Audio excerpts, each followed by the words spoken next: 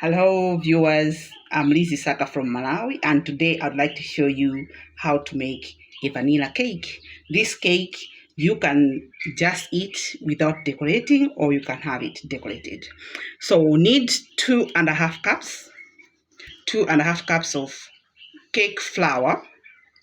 I'm using cake flour, but you can use, if you have all-purpose flour, you can use all-purpose flour, but I particularly like to use cake flour in cakes because it produces a softer texture. It has less gluten, so it produces a superior product. We need 170 grams of butter, margarine, if you don't have butter, 170 grams of that, and we need 3 eggs,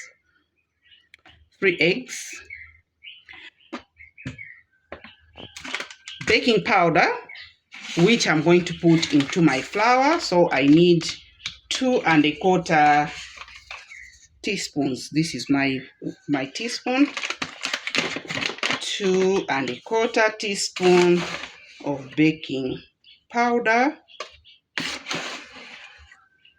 2.25 baking powder, not soda. Please, not baking powder. And then I'm also need 3/4 teaspoon of salt. 3/4 teaspoon of salt. As usual, as I said in the previous video, we need to sift this because we'll get rid of all those undesirables that we don't want, but it also helps to incorporate air into the flour. Right, we've sifted that and we'll put it aside. The thing we need is milk, a cup of milk, and it's a vanilla cake, so vanilla. My butter, and put it in the mixer. The butter in the mixer, and we are going to let the mixer run with just butter so that we soften it and it gets to be beaten a bit before we put in the sugar. Now the butter is a bit softer, and I'm ready to add in the sugar. So I'll add in the sugar and mix that until it is light and fluffy. Remember, the key word in baking cakes is light and fluffy. So beat that until it is light and fluffy. Now, there are 2 problems that may occur as you're making your cake. The undermixing is where you don't beat the batter until it is light and fluffy. Yeah, but what we want is for you to mix properly, and then there's another thing that will happen, which is over mixing. Now it is a point where I've gone beyond what you need, but this is what we need. This is the right point. You can see that the yellow of the margarine is gone and it is fluffy. It is not as it was before. It is fluffy. See? Now at this point we can add in eggs. Remember to scrape the sides. So here I'm just scraping the sides so that everything is well mixed in. Right?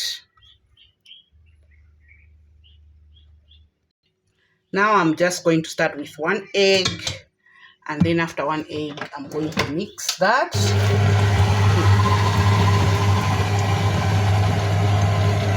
Mixed in.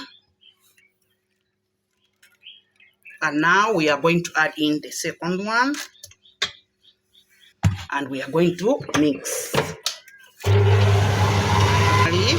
We'll add in the last egg and let that mix. It's going to add in 1 tablespoon. 1 tablespoon of vanilla.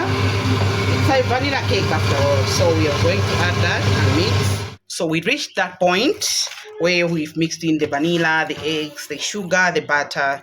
It's done light and fluffy. Now we'll add in flour. So the flour we have to add in alternating with the milk. Please start small, because then you can splash all over. Yeah. Now I have that, and then I'm going to add in milk.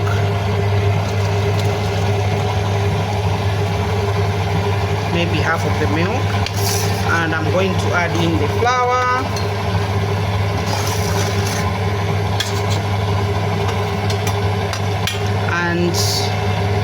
the remaining of the milk, and then I'll end with the flour. So I'll stop the mixer, added in the last bit of the flour, and we are going to just mix that.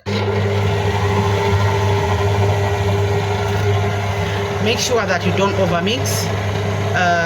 Where you are seeing the flour still there, no problem at all. We are going to finish this by hand. We don't want to overmix. Yeah, that's enough. So you can see it's not completely done. Now I'm going to just finish that off using my spatula. So I'm just going to mix in by hand, make sure that everything is incorporated.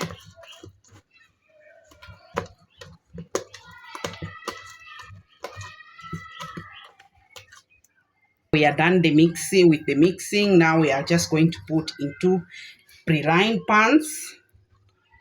You know, it's very important that you line your pans because the lining helps to prevent burning at the bottom of the pan. So please make lining baking paper, lining with baking paper your friend.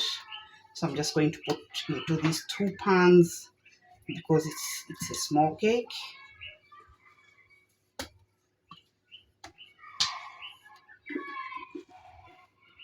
Level off. Just make sure that it is level. And also that one too. Just leveling it off before it goes into the preheated oven. Remember that the oven must be preheated. So just keep those pans in smoker here, and we are ready for the oven. We'll bake at 180 degrees for close to 30 minutes. See you on the other side.